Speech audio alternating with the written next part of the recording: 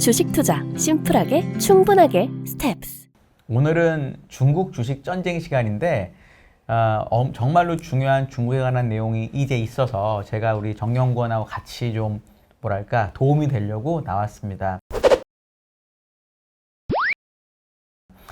사실 지난주 요 전주에 중국의 당대회 때문에 중국 주식이 많이 하락하고 홍콩은 더 많이 하락하고 뭐 중국에 큰 변화가 있는 거 아니냐라는 걱정이 많이 있으셔가지고 저희 정정영 연구원이 그거에 관해서 좀 자세하게 리포트를 썼거든요. 그에 대한 오늘 설명을 드리는 시간을 갖도록 하겠습니다. 저희 정정영 연구원 나와 있습니다. 안녕하세요. 네, 안녕하십니까. 그러니까 이게 당대회라는 게 있었고 그 당대회를 많이 기대를 했고 당대회가 끝나면 뭔가 변화가 있을 줄 알았는데 변화가 있었죠. 안 좋은 쪽으로. 그래서 많은 분들이 정말 걱정을 하시는데 이 시진핑 3기가 출범을 했습니다. 어떤 의미가 있을까요? 이미 뭐 뉴스로도 많이 보셨겠지만 7인 체제가 일단 지난 10년과 똑같이 유지가 됐고요. 그 중에서도 중요한 것은 시진핑 주석의 1인 집권 체제가 훨씬 더 확고해졌다라는 겁니다. 7명 중에 시진핑 제외한 6명이 모두 시진핑의 측근, 시자진이라고 불리는 시진핑의 측근이고요. 여기에다가 시장이 많이 놀랐던 부분은 사실은 리커창 총리의 후임으로 리커창 총리와 같은 계파의 인물이 이어받을 것이다라는 얘기가 있었는데 사실 그분도 완전히 이제 그 중국의 지도부에서 멀어지면서 사실은 이제는 완전히 시진핑의 시대다라는 얘기까지 나올 정도입니다. 아까 그 기대가 됐던 분이 완전히 날아갔다라고 했는데 그분이 누구고 그 사람이 사실 옛날에 뭐 리커창 총리랑 어떤 관계가 있었는데 이 사람이 없어진 게 사람의 기대를 깬 건지 좀 설명을 좀 해주시죠. 네, 일단 저희가 리커창 총리의 후임으로 굉장히 많이 언급됐던 분은 후추나라는 분이고요. 그분은 리커창 총리와 마찬가지로 공청단의 소속입니다. 시진핑이 있었던 태자당이나 혹은 시좌진과는 약간 거리가 있는 약간 경쟁 상대로 많이 언급이 됐었는데요. 원래는 정치국 상무위원이라고 해서 지금 최고 지도부 7명보다 조금 더 넓은 범위의 정치국원이라는 것이 있습니다. 정치국원에서 이제 시진핑의 발탁을 통해서 상무위원에 오르는 건데 이번 후추나 같은 경우에는 이 정치국원 24명에서도 포함되지 않게 완전히 배제가 된 상황이었습니다. 그러다 보니까 시장의 충격이 조금 더 컸던 것 같고요. 네. 이번 7인 지도부에서 좀 특히나 눈에 띄는 게 있다고 하는데 그건 뭔지 좀 설명해 주시죠. 제가 바라보는 이 7인 체제, 시진핑 3기의 가장 큰 특징은 뭐냐면 물론 시진핑이 1인 집권 체제를 공고히 한 점도 있겠지만 또 다른 하나는 서열상의 변화가 있다라는 겁니다. 사실 이 7명 중에서 저희가 이제 일중전에 그러니까 중국에서 지도부들이 처음으로 공식 서상에 나오는 그 순서를 저희가 서열이라고 이제 보는데 앞에 1위부터 5위까지의 서열은 거의 비슷해요. 똑같았습니다. 근데 중요한 건 6위와 7위의 서열인데요. 사실 시진핑 주석이 처음 집권하고 나서부터 가장 강하게 밀어붙였다는 것이 부정부패를 없애겠다라는 명분의 정적 처리였습니다. 사실 이거는 워낙 많은 분들이 알고 계신 부분이었고요. 근데 이 정적 처리를 담당하는 반부패 기관의 대표가 사실은 원래 서열 6위였어요. 지금 10년 동안, 최근 10년 동안. 근데 이번 3기 때부터는 서열에 변화가 있습니다. 이 반부패 기관의 대표 서열이 7위로 내려가고요. 원래 7위였던 국무원 부총리, 그러니까 경제를 총괄하는 부처의 서열 2위죠. 국무원 부총리가 6위로 올라가게 됩니다. 아주 큰 변화가 있네요. 그러니까 결국은 예를 들어 아주 옛날에는 원래 이 국무원 부총리가 6위였다가 시진핑이 되면서 7위가 된 것들 다시 이번에 6위로 올린다라는 거잖아요. 네. 그러면 결국 시진핑 3기에서도 과거와 같이 경제를 조금 더 중요시하고 정적을 날리는 걸 조금 덜 중요시한다 이렇게 해석해도 되는 건가요? 저는 그런 쪽으로 해석을 하고 있는 상황입니다. 또 하나의 걱정이 이제 시진핑 주석이 특히나 2기의 막바지에 와가지고 경제보다는 뭐 공동부유니 뭐 빅테크 규제니 여러 가지를 하면서 특히 코로나도 막 제로 코로나를 하면서 경제보다는 이념 또는 막 약간 공산당적인 사고 이런 거에 더 집중한다는 걱정이 있거든요. 그러니까 주식에는 좋을 수가 없으니까 그거에 대한 의견은 어떠신지 좀 말씀해 주시죠. 네, 사실 제가 스텝스를 통해서 구독자분들께 처음 인사드릴 때부터 어쩌면 그 전부터 이미 공동부유라는 그 명사가 이 중국 시장을 꽉 잡고 있었고요. 거기에 붙는 해석이 굉장히 다양했습니다. 특히나 중국 정부가 공동부유라는 그 단어에 대해서 명확한 정의를 내려놓지 않다 보니까 사실은 말하고 싶은 대로 해석이 계속됐던 거죠. 여기서 중요한 건 그럼에도 불구하고 이건 아니야 라고 얘기했던 게 첫 번째는 전체 소득의 하향 평준화가 아니다라는 게 중국 정부가 계속 얘기했습니다.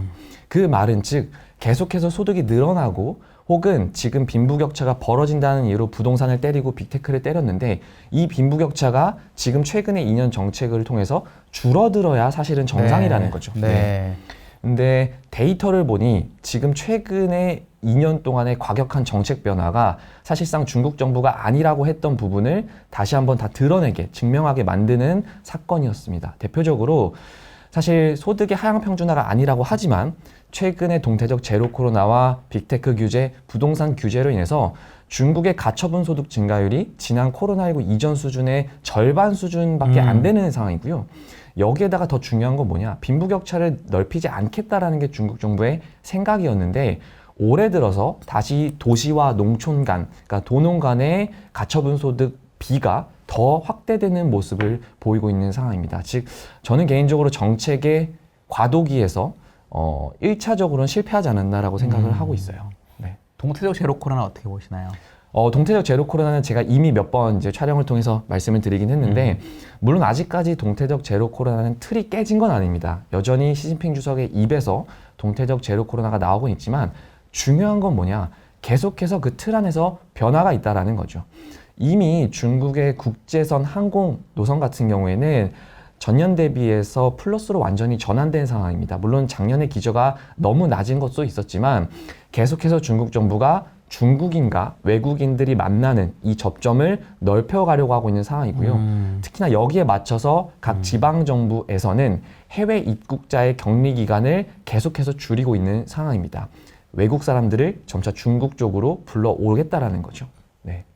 근데 이번에 베이징 마라톤에 대한 기대가 되게 컸잖아요. 네. 몇 년 만에 하면서 제로 코로나가 없어지는 증거가 될 거다라고 했는데 이게 취소된 건가요? 연기가 된 건가요?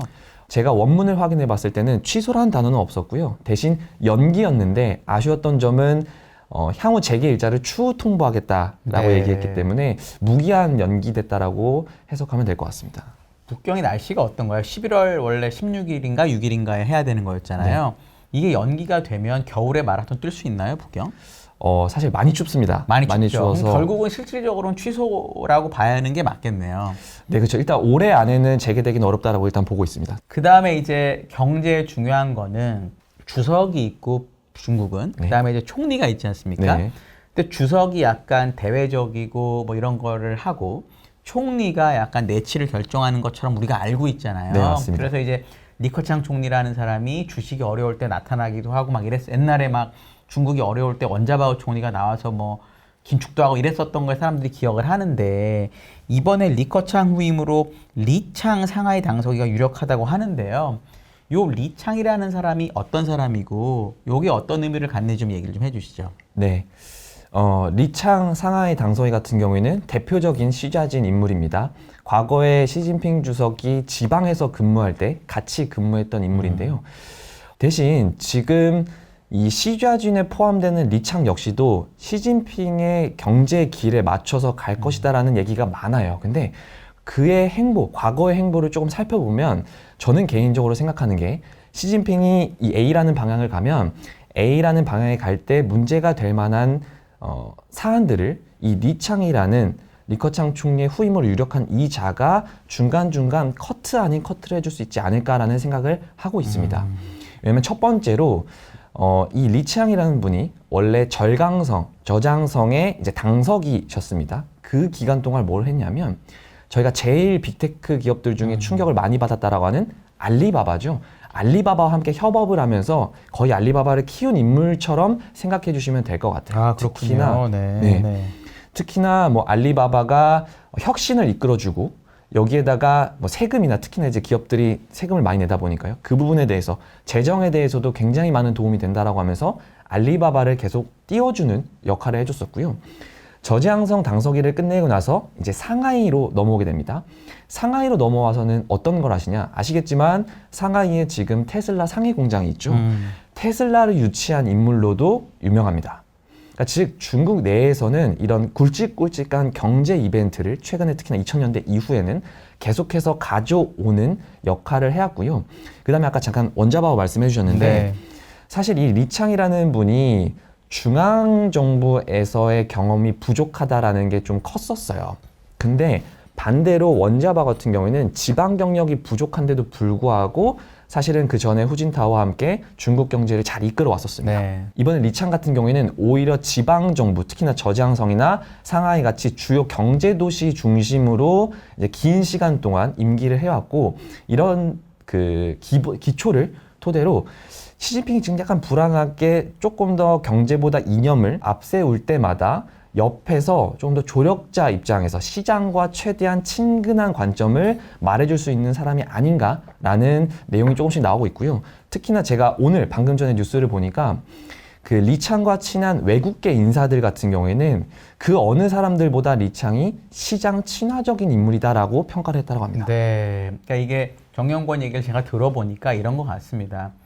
리커창이 원래 힘이 있는 총리라고 알고 있었고 특히나 태자당을 견제하는 공청단의 후진타오의 뭐 후임 비슷했기 때문에 오히려 힘이 있다고 생각을 했는데 어차피 중국은 주석의 힘이 막강하고 공산당 당석의 힘이 막강하니까 리커창이 힘이 있다고 해도 오히려 시진핑한테 눌리고 뭐 이랬었는데 이 리창이라는 사람은 오히려 시진핑하고 워낙 가깝고 시진핑이 믿는 사람이다 보니까 오히려 리창이 뭔가 제안을 하고 경제에 대해서 얘기를 하게 되면은 오히려 시진핑이 들어주지 않을까라는 기대를 한다라는 거고요.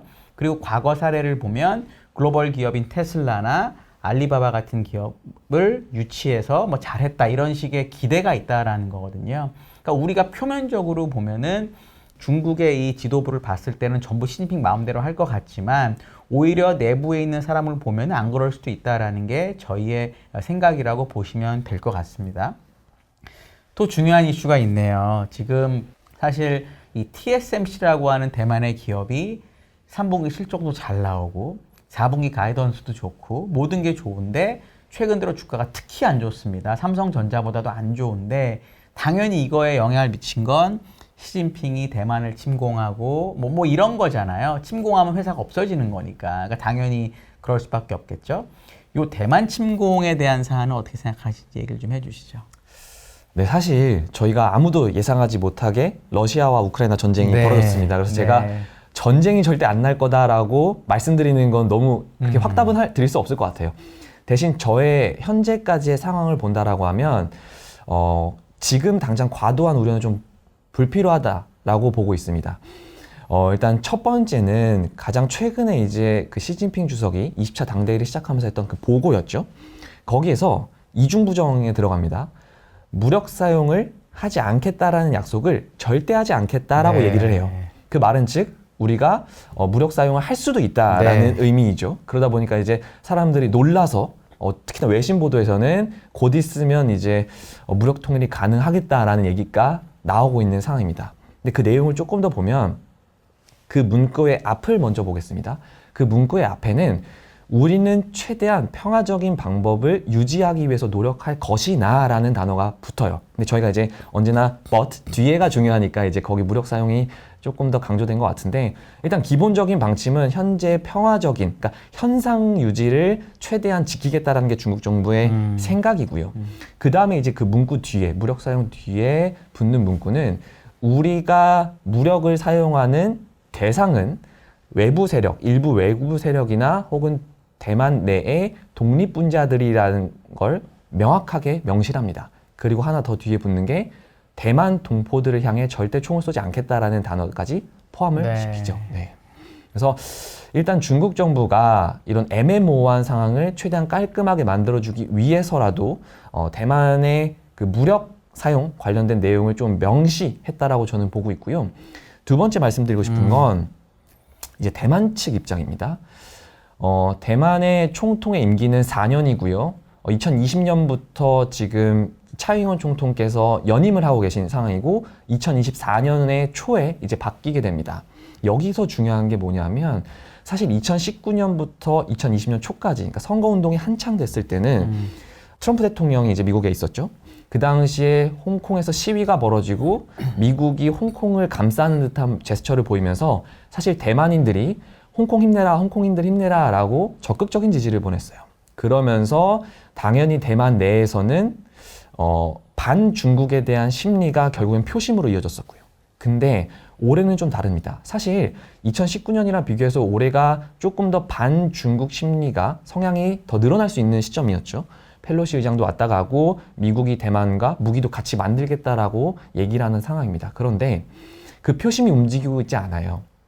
양안 관계, 그러니까 중국과 대만과의 관계의 만족도에서도 그렇게 큰 변화를 보이고 있지 않고 이거와 완전히 동행하고 있는 차잉원总统에 대한 국정평가 역시도 사실 그렇게 좋은 편은 아닙니다. 제가 생각했을 때는 2019년보다 훨씬 더 반중국 심리가 높아질 수 있는 상황에도 불구하고 대만인들이 크게 움직이지 않는다라는 건 어쩌면 정말 문제가 터질 수도 있겠다라는 공포가 조금 더 자리 잡은 것 같고요. 네. 이렇게 된다라고 하면 사실은 대만의 지도부들 입장에서 중국과의 갈등을 무기로 선거 공약을 내세우기는 좀 어렵다라고 보고 있어요.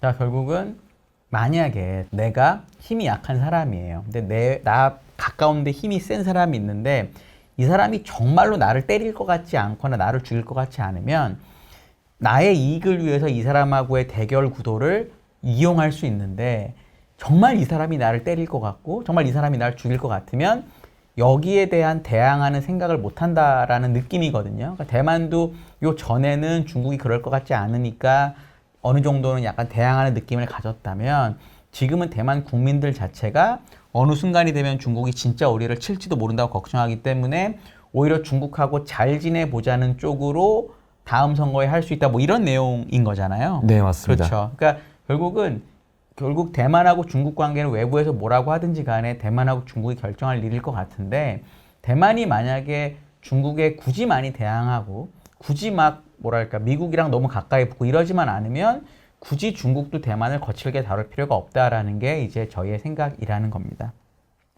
마지막 질문은 이런 겁니다. 당대회가 있고 그다음 월요일 날 주식이 진짜 많이 빠졌죠. 특히나 네, 홍콩 시장은 뭐 엄청나게 빠졌고 그리고 며칠 오르다가 또 빠지고 뭐 이러고 있잖아요. 충격을 많이 줬습니다. 분명히 이거는 저희가 인정을 해야 됩니다. 충격이 많았다는 거를. 요게 어떻게 될 것 같으세요? 충격이 일시적인 건지 이어질 건지 뭐 등등등에 대한 생각을 좀 얘기해 주시죠. 네, 워낙 2년 동안 과격했기 때문에 많은 분들이 좀 상처도 많이 받으신 것 같고요. 네. 더 많이 조심스러우신 것 같아요. 항상 대화를 나눠보면 지금 중국이 들어가도 될 것 같은데 충분히 매력적인 것 같은데 가격은 그럼에도 네. 불안한 게 있다라는 말씀을 많이 해주세요. 근데 앞서 제가 말씀드린 것처럼 사실 저는 중국이 새로운 지도부를 출범을 하면서 1차적으로 경제를 살리겠다라는 방향으로 정책이 변화되고 있다는 게 주식시장의 가장 큰 하단을 잡아주는 가장 큰 변화라고 보고 있습니다. 그리고 제가 지난 영상에 많이 말씀드렸던 것처럼 1차적으로 8월과 9월부터 중국의 최고 지도부, 시진핑이 당연히 그때도 최고였습니다. 최고 지도부가 부동산 시장의 규제를 완화를 넘어서 완전히 부양 쪽으로 넘어갔다라는 건 이제는 과거 2, 3년 동안의 경제 정책이 어느 정도 실패를 인정을 하고 점차 다시 경제를 다시 살리고 민심이 지금 동요하고 있는 민심을 잡아보자라는 관점에서 생각을 하고 있어요. 근데 다만 부동산은 완전 꺾인 반면에 동태적 제로 코로나는 사실 아직까지 과학적이다라는 이유로 풀지 않고 있는데 아까 말씀드린 것처럼 미세 조정이 계속 되고 있다라는 점, 이게 가장 중국의 금융시장이나 경제를 볼 때 메인 포인트라고 생각을 하고 있습니다. 그리고 제가 조심스럽게 말씀드려왔던 것처럼 중국이 내년 한 1분기 이후부터 동태적 제로 코로나에 대한 틀을 완전히 바꿔가기 시작한다고 하면 사실 다른 어떤 나라들보다 경제 회복 강도는 좀 세질 수 있다라고 보고 있습니다. 이게 금융시장 전체적으로도 영향을 크게 줄 수 있다라고 보고 있고요. 네. 그러니까 기본적으로 저희는 이 금융시장의 충격이 예상했던 것보다 크고 그리고 분명히 원래 우리가 기대했던 당대 모습보다 안 좋은 건 사실이지만 어느 정도는 이 충격을 금융시장에 반영했다라는 게 생각인 거고요. 네. 그리고 어쨌든 중국은 상대적으로 물가 상승도 낮은 데다가 어느 정도 정책 여력이 있으니까 내년이 되면은 경제가 조금 더 좋아지는 그림이 될 거고, 특히 아까 얘기한 1분기 이후가 되면은 동태적 제로 코로나라고 하는 이 정책도 없어진다면 어느 정도는 회복되는 그림이 나오지 않을까라고 저희가 보는 거죠. 네, 맞습니다. 그러면 결국 주식의 측면에서도 여기서 얼마나 더 빠질지 오를지는 사실 아무도 모르지만 어느 정도는 충분히 가격 매력이 생긴 것 같다라고 저희가 이해해도 될까요? 네, 맞습니다. 네, 알겠습니다. 사실 이 중국의 당대회가 되게 중요한 이벤트라고 생각을 하긴 했는데 저희가 생각했던 거는 이 이벤트 때문에 이렇게까지 많이 주가에 변동성을 줄 거라고는 보지 않았습니다. 왜냐하면 어느 정도 예상했던 게 있었으니까. 근데 의외로 시진핑 주석은 훨씬 더 강력하게 자기 사람을 심었고, 그래서 사람들이 보기에는 너무나 큰 충격을 받은 거죠. 근데 이제 기본적으로 그 이벤트는 끝났고, 그리고 내년 3월에 이제 실제로 어떤 사람이 어떤 일 하는지가 정해지게 되면은 최악은 지나는 그림이 된다라는 게 이제 저희 팀의 생각이라고 봐주시면 될 것 같습니다. 정녕 오늘 시간 내주셔서 감사합니다. 감사합니다. 봐주셔서 감사합니다. 여기까지 하겠습니다.